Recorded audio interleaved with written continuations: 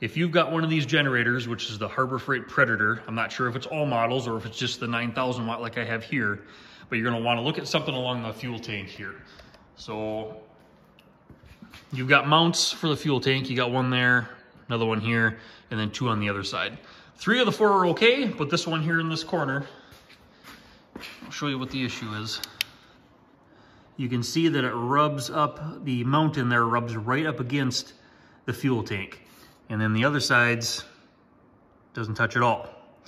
The problem with this one, so I've heard, is that over time the vibration from the generator will start to wear a hole, a little pinhole in the gas tank because of that mount right there, because it rubs up against the actual tank itself. And that's an issue because right below, fuel would run down right to here. And this is your muffler, so it's gonna create a fire hazard. So what we're gonna do today is we're gonna take the generator apart and we're gonna fix that issue. So the first thing we're gonna do is we're gonna take these 4 bolts out of the front and we're just gonna lay that electrical panel down. These are gonna be 8mm.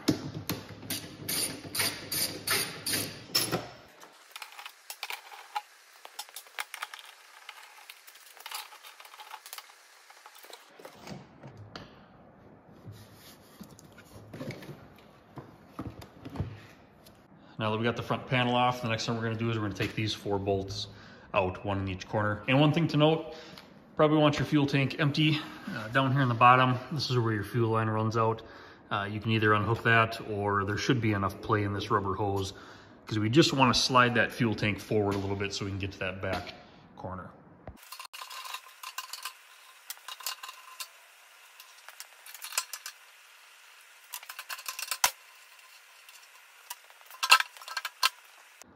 So we got this unbolted and moved, and if you can see, hard to see there, but you can see a little bit of a paint chip directly under that rubber grommet there. That's where the tip of this mounting bracket sits. So right here. And I've maybe had this thing running for a half hour most, and it's already starting to wear the paint off. So we want to get this fixed before it actually wears a hole in it. So all we're gonna do now is we're gonna go in and just grind this corner off. We don't need to go too far, even a 1/4 inch. Just grind that off and that'll create enough of a gap so it's not touching the fuel tank.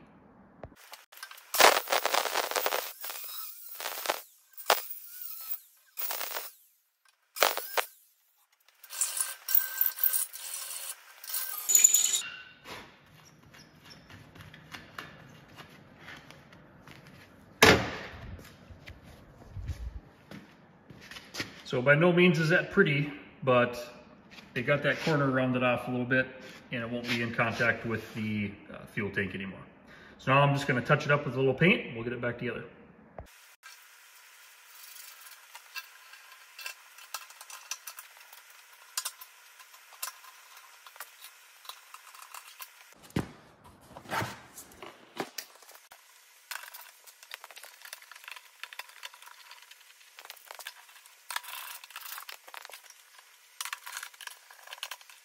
So I got it put back together after I painted and filed off some of the sharp edges, and let's look at the final product here.